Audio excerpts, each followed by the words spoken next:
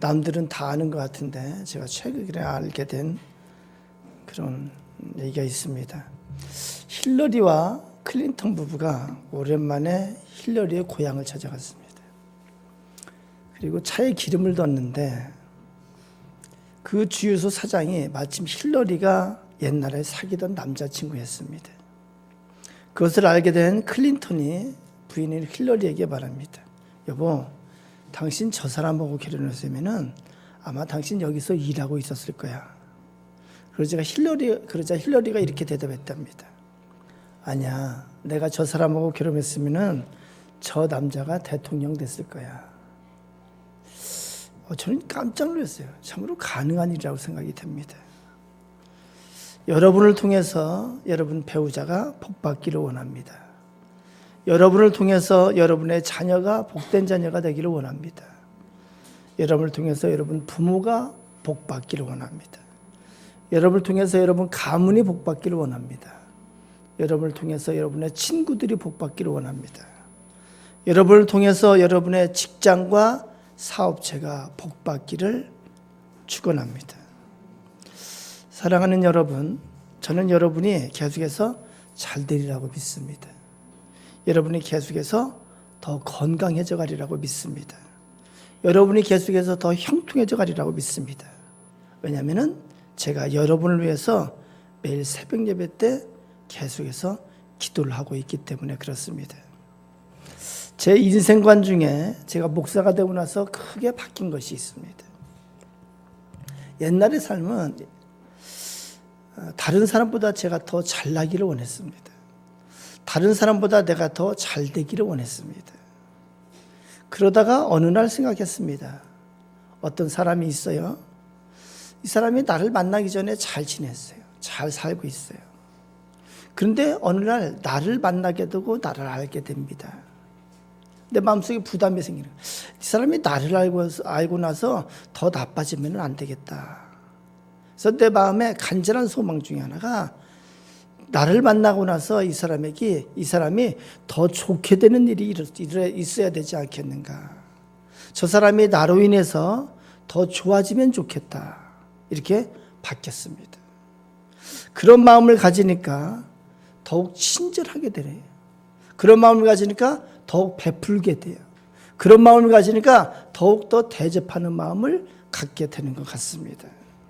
저는 이것이 하나님께서 주신 마음이라 생각하고 하나님께서 우리에게 갖기를 원하시는 그런 마음이라고 생각합니다. 예수님께서 이렇게 말씀하셨습니다.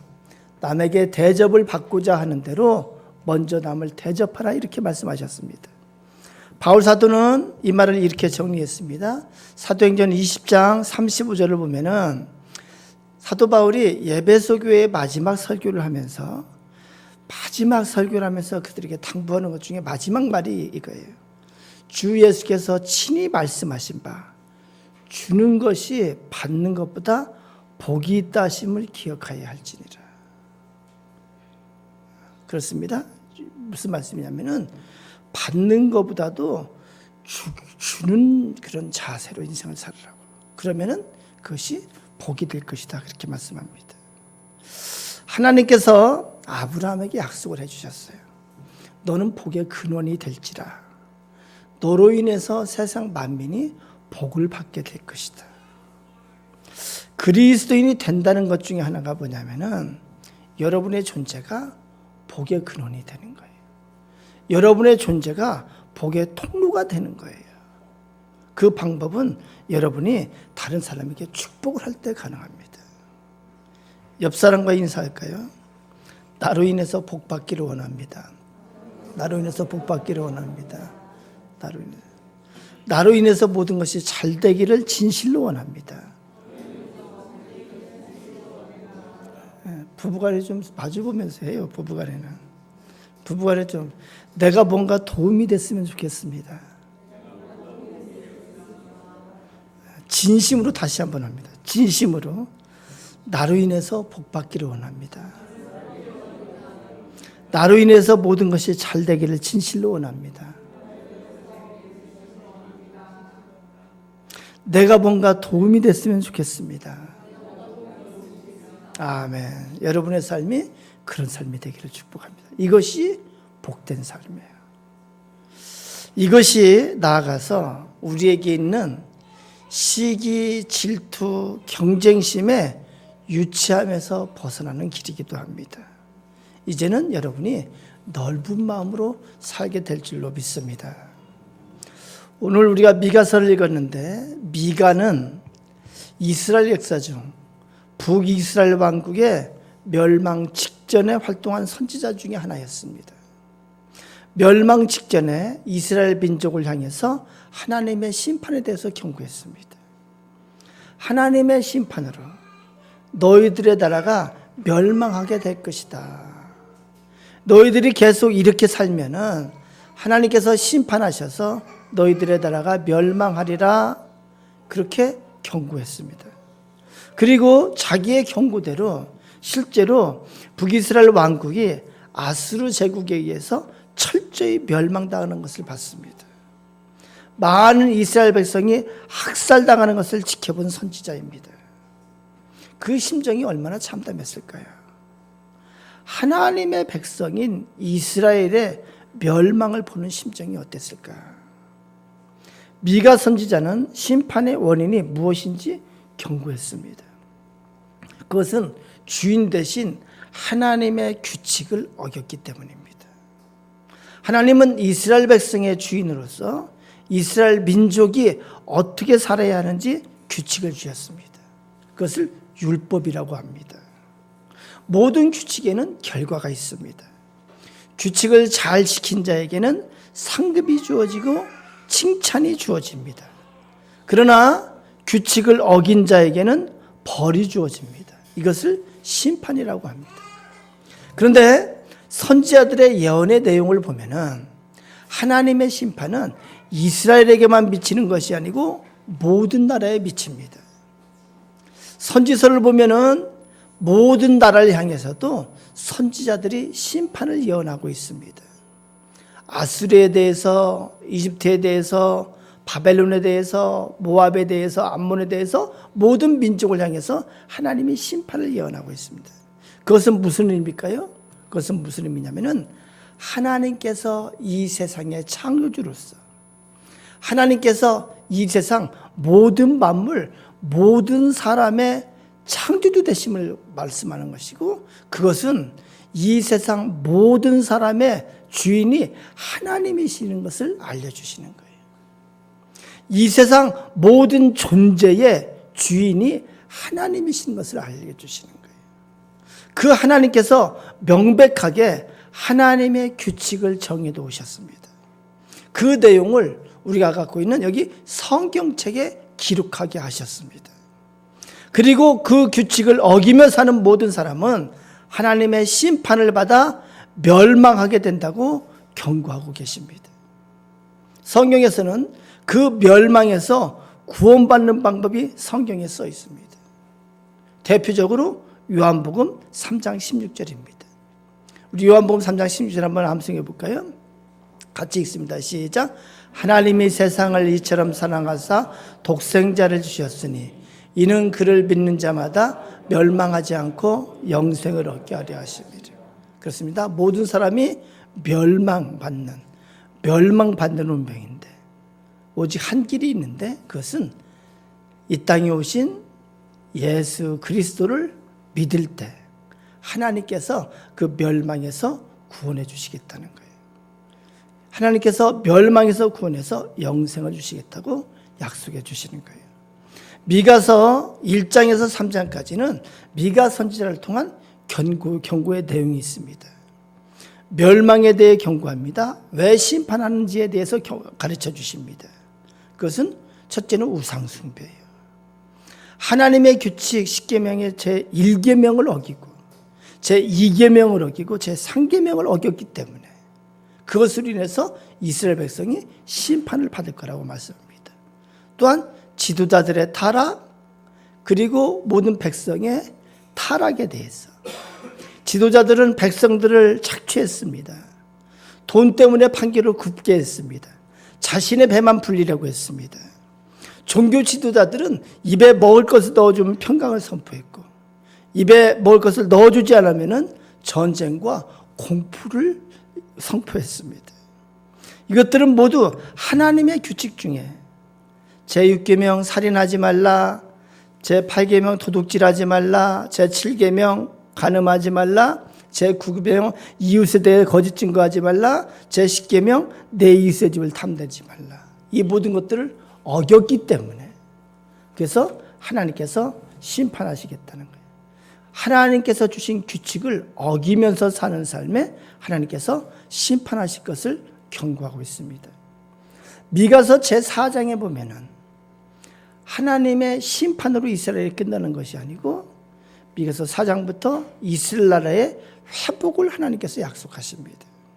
그 회복은 이 땅에 오실 메시아를 통해서 되어질 것을 말씀합니다. 그 메시아를 통해서 하나님 나라 새로운 이스라엘이 세워질 것을 말씀합니다. 그래서 새 이스라엘이라고 그렇게 말합니다. 회복의 방법이 뭐냐면은 하나님의 말씀의 회복이에요. 그것은 하나님의 규칙의 회복, 하나님의 질서의 회복이고 또 하나는 예배의 회복이에요. 하나님과의 관계의 회복입니다. 새롭게 하나님 나라가 이 땅에 세워질 것이다. 메시아를 통해서 새 이스라엘이 세워질 것이다. 미가 선지자는 그렇게 예언을 하고 있습니다. 오늘 6장을 시작하면서 하나님께서 말씀하십니다. 너희는 여호와의 말씀을 들을지어다. 6장 1절에 말씀하십니다. 아니, 이스라엘이 여호와의 말씀을 안 들었나요? 계속해서 이스라엘은 여호와의 말씀을 들었습니다. 선지자를 통해서 하시는 말씀들을 들었습니다. 그리고 모세를 통해서 주어진 하나님의 말씀을, 명령을 들었습니다. 그런데 또 무엇을 새삼스럽게 하나님의 말씀을 들으라고 하시나? 그렇게 보면은 왜 성경은 계속해서 너희는 여호와의 말씀을 들을지어다 이렇게 말씀하시나? 신명기 6장의 말씀을 우리는 쉐마라고 이렇게 말합니다. 그 쉐마는 이스라엘아 들으라예요. 이사야 선지자도 하나님의 말씀을 들으라 이렇게 말합니다. 호세아 선지자도 하나님의 말씀을 들으라 이렇게 말씀합니다. 왜 그럴까요? 왜 들으라고 말씀하실까? 듣는 것에는 두 가지가 있습니다. 하나는 귀로 듣는 것이 있어요. 또 하나는 마음으로 듣는 것이 있어요. 마음으로 듣는 것은 듣고 마음에 새기는 거예요.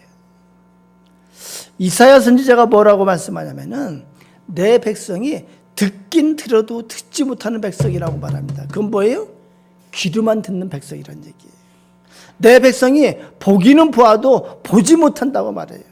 그것은 이 육체의 눈으로만 보기 때문에 그렇습니다. 마음으로 듣지 못하고 마음으로 보지 못하기 때문에 그렇습니다. 이스라엘 백성이 귀로만 듣고 눈으로만 보았다는 거예요. 왜 들어야 하나? 왜 마음으로 들어야 하나? 마음으로 듣는다는 것은요, 마음으로 듣는다는 것은 그 들은 말씀이 나의 생각 가운데 생각을 촉발하게 되는 거예요. 듣는 자는, 마음으로 듣는 자는 반드시 생각을 하게 됩니다.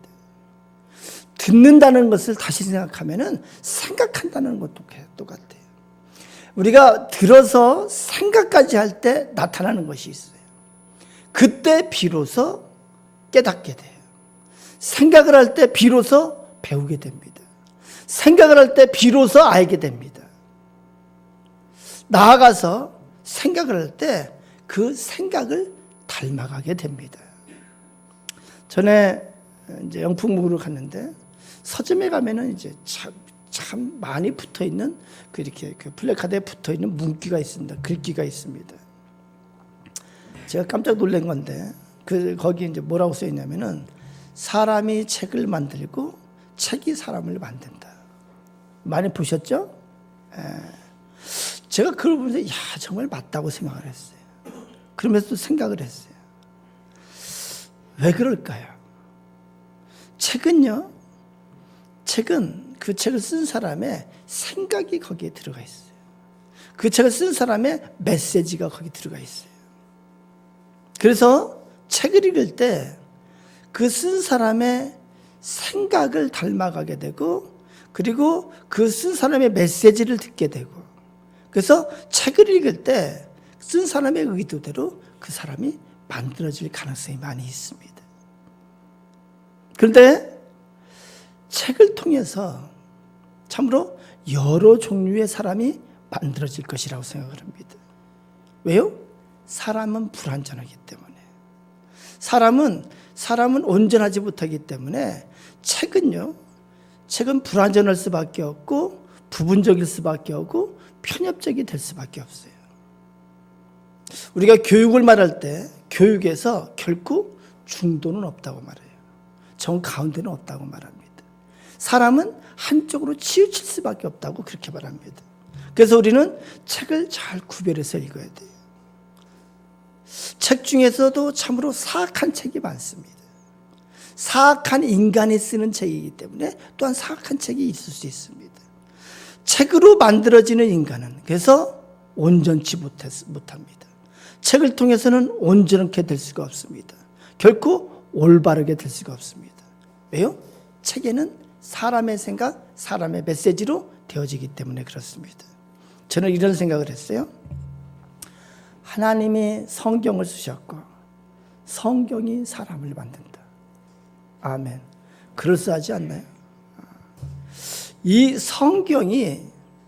성경에는 하나님의 생각이 있고 하나님의 메시지가 있고 하나님의 규칙이 있고, 하나님의 생각은 완전해요. 하나님의 생각은 온전해요. 그래서 성경에 의해 만들어지는 사람이라야 온전한 사람이 될 수 있고, 성경에 의해서 만들어지는 사람이라야 올바른 사람이 될 수 있고 참된 사람이 될 수 있습니다. 우리 인간이 참되게 되는 길은 그밖에 없습니다. 그래서 성경 말씀을 진리의 말씀이라고 하는 이유가 거기에 있습니다. 그래서 오늘 말씀의 시작에 하나님께서는 하나님의 말씀을 들으라 이렇게 생각합니다. 너희는 여호와의 말씀을 들을지어다. 2절에서 왜 들어야 하는지 말씀합니다. 2절에 변론하실 것이라고 말합니다. 오랜 역사 동안 이스라엘을 지켜본 산들이 이스라엘과 하나님 편에서 어느 편이 문제인지를 분명히 밝혀줄 것이다 이 말씀하는 거예요. 하나님의 말씀을 들었지만 듣지 않은 이스라엘, 그래서 하나님과의 관계가 단절된 이스라엘, 그 이스라엘을 향해서 하나님께서는 변론하자고 말씀하는 거예요. 3절에서는 이스라엘은 하나님의 말씀을 듣지 않았습니다. 하나님의 말씀을 듣지 않았어요. 그래서 알지 못했어요. 그래서 깨닫지 못했어요. 올바로 생각할 줄을 몰랐어요. 잘못된 생각을 하고 편협된 생각을 했습니다. 어떻게 생각했나요? 하나님이 나를 괴롭게 했다고 생각했어요. 하나님이 계시면 왜 나에게 이런 고난이 있느냐고 그렇게 말했어요. 하나님이 계시면 나에게 왜 이런 환난이 있느냐고 생각을 했어요. 이것이 잘못된 생각이에요. 하나님을 알지 못하는 생각이에요. 이스라엘 백성이 출애굽을 해서 가나안으로 가는 여정 가운데 40년 동안의 광야 생활이 있습니다. 이때 이스라엘 민족이 한 짓하고 똑같습니다. 그때 이스라엘 백성이 물이 없자 바로 하나님을 원망했어요. 먹을 것이 없자 바로 하나님을 원망했어요. 왜요? 하나님을 올바로 알지 못했기 때문에 그렇습니다. 광야의 이스라엘 백성은 하나님을 알지 못해서, 그래서 결국은 광야에서 멸망하고 말았습니다. 왜 하나님을 몰랐을까요? 하나님의 말씀을 듣지 않아서 그렇습니다. 4절 5절 말씀 우리 같이 한번 읽어봅니다. 4절 5절입니다. 시작. 내가 너를 애굽 땅에서 인도해내어 종으로 타는 집에서 속량하였고 모세와 아론과 미디암을 내 앞에 보냈느니라. 내 백성아, 너는 모압 왕 발락이 꾀한 것과 보르의 아들 발람이 그에게 대답한 것을 기억하며 시딤에서부터 기까지의 일을 기억하라. 그리하면 나 여호와가 공의롭게 행한 일을 알리라 하실 것이니라. 아멘. 끝에 뭐라고 말씀해요? 알리라. 너희가 여호와의 말씀을 들으면은 그리하면 여호와가 나 여호와가 공의롭게 행한 일을 알리라. 너희가 내 말을 잘 들으면은 이스라엘에게 행한 일을 나 여호와가 이스라엘에게 어떻게 행하는지를 비로소 알게 될 것이라.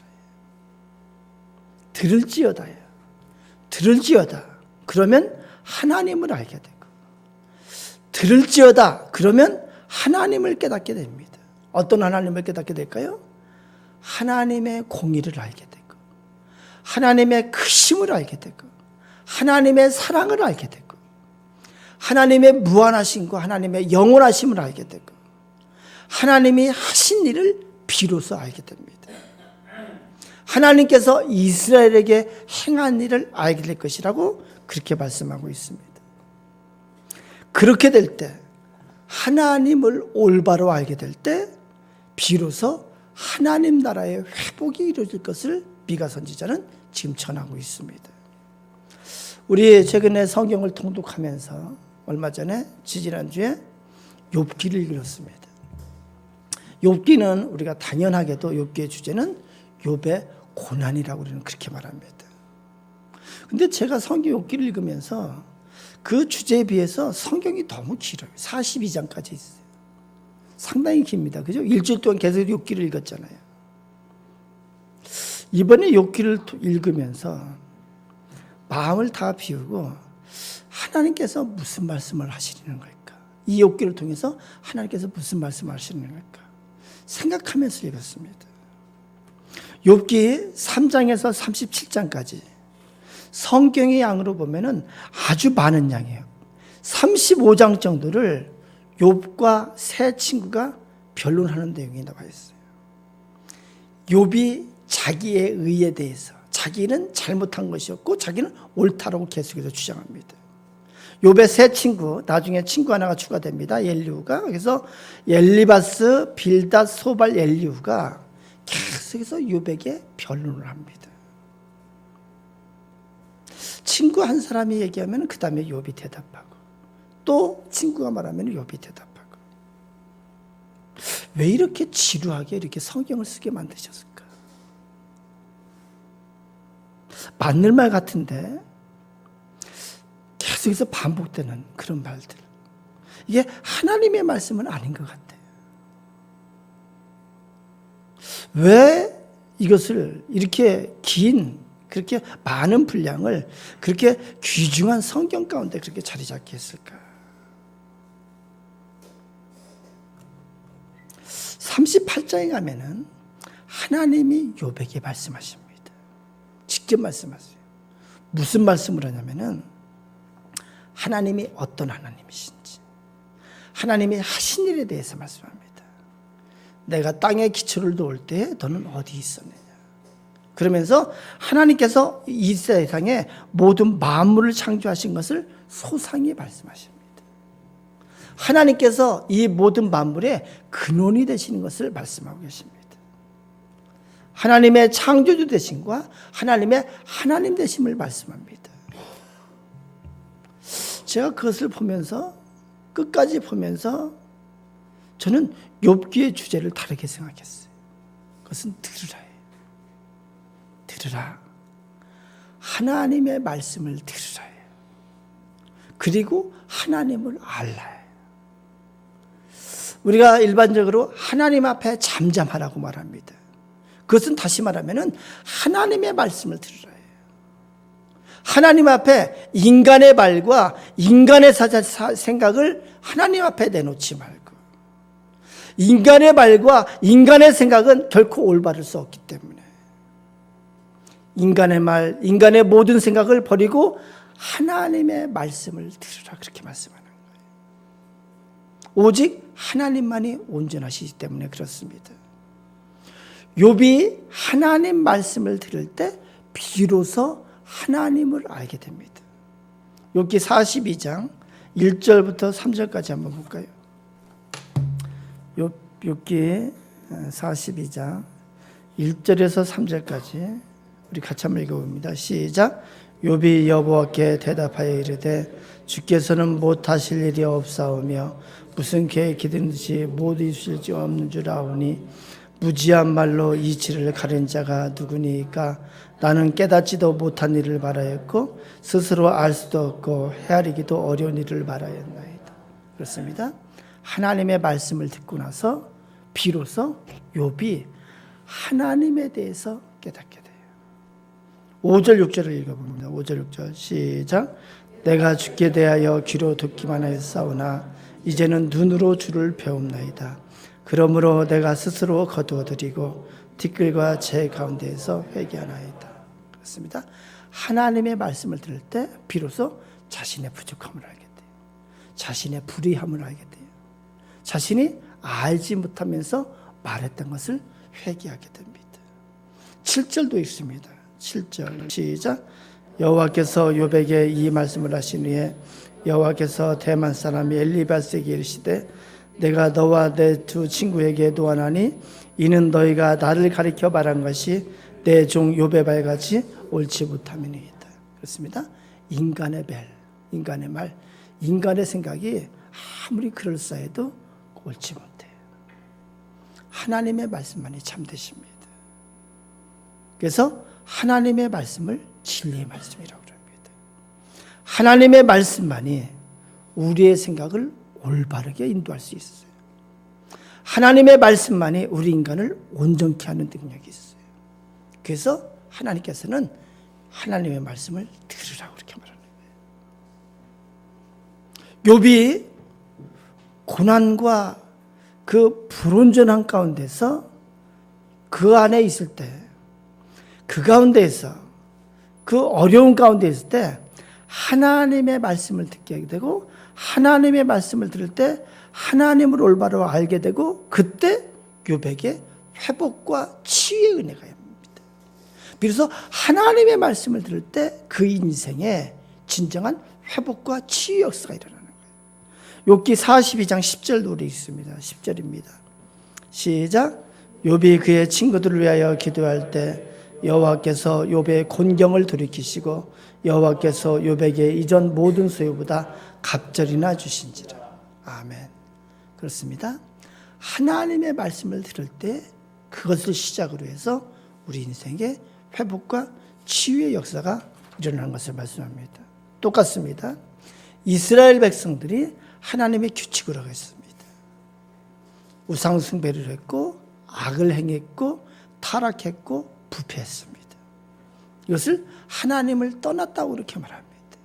하나님을 떠났다는 것이 뭐냐면은 하나님의 규칙을 어기고 계속해서 어겼다는 거예요. 하나님의 규칙에서 계속해서 벗어났다는 거예요. 그리고 그 삶에는 하나님의 심판, 멸망을 받을 상황입니다.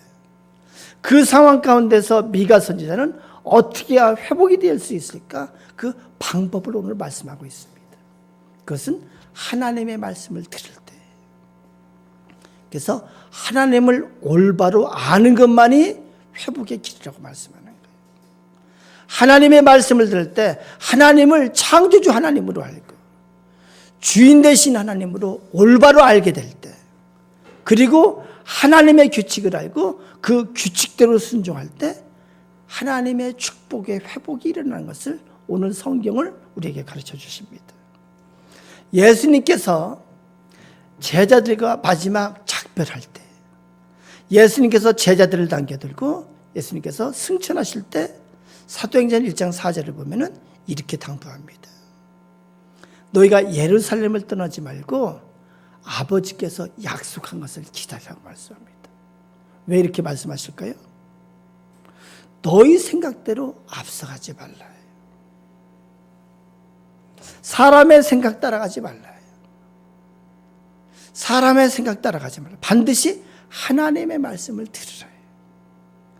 하나님의 말씀, 하나님의 성령이 임하시고 나서 그리고 나서 나아가라고 그렇게 말합니다. 사랑하는 여러분, 이 시대의 이 세상의 모습이 이스라엘 모습과 똑같지 않은가요? 멸망을 앞에 둔 이스라엘, 심판을 앞에 둔 이 세상, 왜요? 이 세상에 하나님을 알지를 못해요. 하나님의 규칙으로 알지를 못합니다. 제1계명 너는 나 외에는 다른 신을 너에게 두지 말라. 제2계명 우상의 형상을 만들지 말고 거기에 절하지도 말고 섬기지도 말라. 사람의 형상을 만들지 말고 해와 달과 별의 형상을 만들지 말고 짐승의 형상을 만들지 말고 무슨 형상이든지 만들지 말고 거기에 절하거나 그 섬기지 말라. 3경이 뭐예요? 하나님의 이름을 망령되이 일컫지 말라. 하나님의 이름을 소홀하게, 하나님의 존재를 그렇게 소홀하게 만으로 여기지 말라. 제4계명 안식일을 기억하여 거룩하게 지키라. 하나님을 섬기는데 정성을 다해서 하나님을 섬기라. 정성을 다해서 하나님께 예배드려야 된다. 제5계명 내 부모를 공경하라. 제6계명 살인하지 말라. 그래서 예수님께서 어떻게 말씀해 주셨어요? 미워하지 말라. 증오하지 말라. 막대하지 말라. 무시하지 말라. 이것이 대인관계에서 그렇게 살아가야 되는 하나님께서 주신 규칙이에요. 7번째, 간음하지 말라. 8번째, 도둑질하지 말라. 이것은 예수님께서 어떻게 말씀해 주냐면은 주려는 마음을 가지라는 거예요. 받기만 하려는 마음은 이게 도둑질하는 것과 똑같다는 거예요. 거저 얻으려고 하는 그 마음을 버리라는 거예요. 남에게 베푸는 마음을 갖고 살아야 된다는 거예요. 9번째, 거짓 증거하지 말라. 거짓말하지 말라요. 10번째, 내 이웃의 것을 탐내지 말라. 시기 질투하지 말라. 남의 것을 이렇게 탐심을 갖지 말라. 남이 잘 되는 것을 가지고 그것을 부러워하며 그것을 탐하는 그런 마음을 버리라. 이 시대가 하나님의 규칙을 아주 소홀히 여기는 시대이고 하나님을 아주 소홀히 여기는 그런 시대. 그 결과는 하나님의 멸망을 이렇게 선포하는 그 선지자처럼 이 시대에 하나님께서 말씀하시는 것은 그렇게 가면은 멸망할 것이라고 약속해 주는 거예요. 이 시대에 우리에게 하시는 말씀, 그리스도인에게 하시는 말씀이 뭐냐면은 들으라 해요. 귀가 아닌 마음으로 들으라 해요.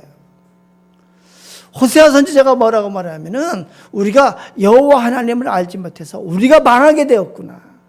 우리가 여호와를 알자, 힘써 여호와를 알자.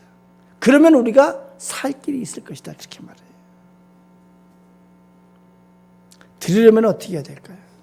들으려면은 내 속에 있는 각종 생각을 버려야 돼요.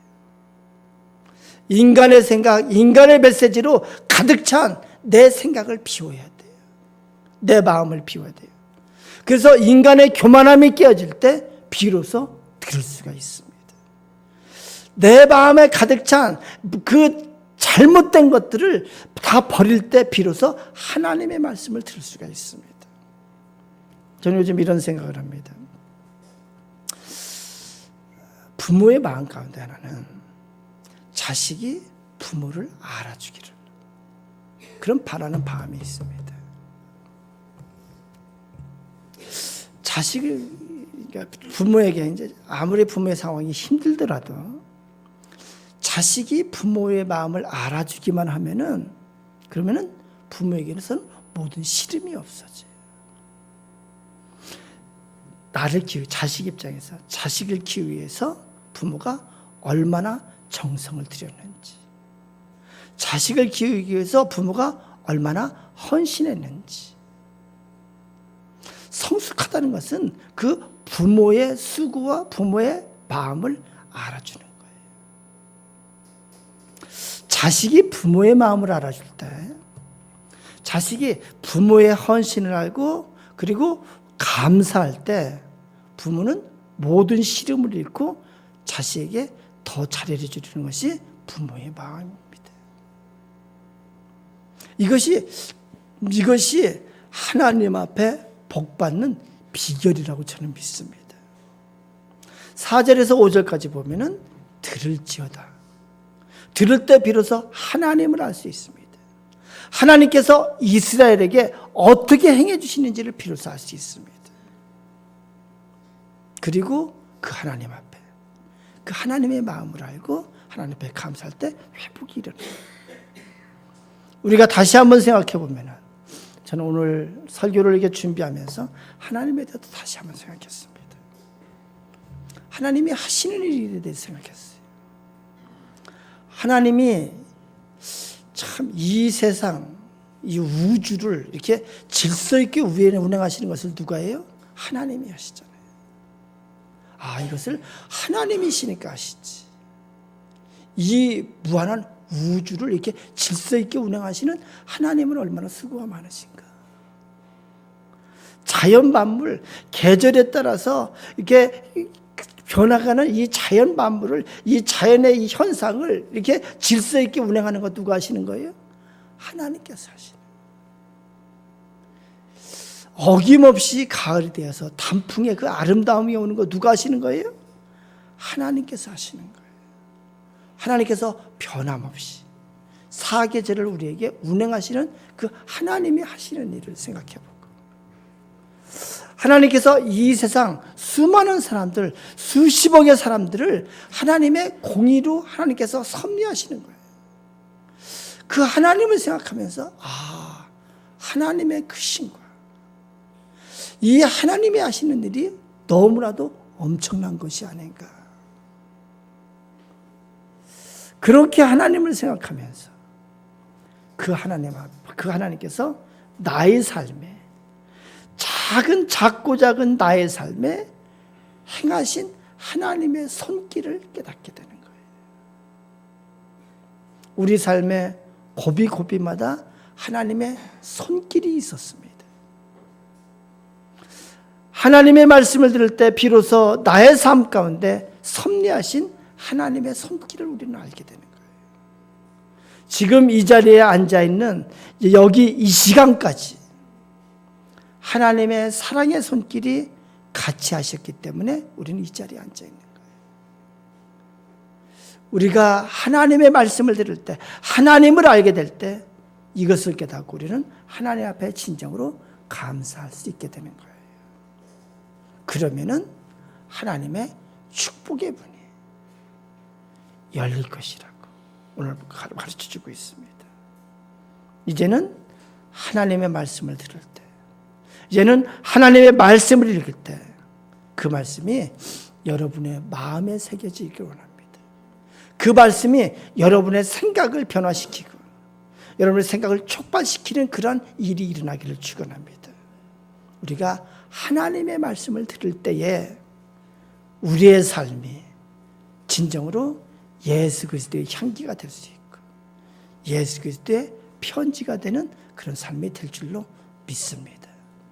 여러분 삶 가운데 하나님의 은혜와 축복이 같이 하길 축원합니다. 기도합니다.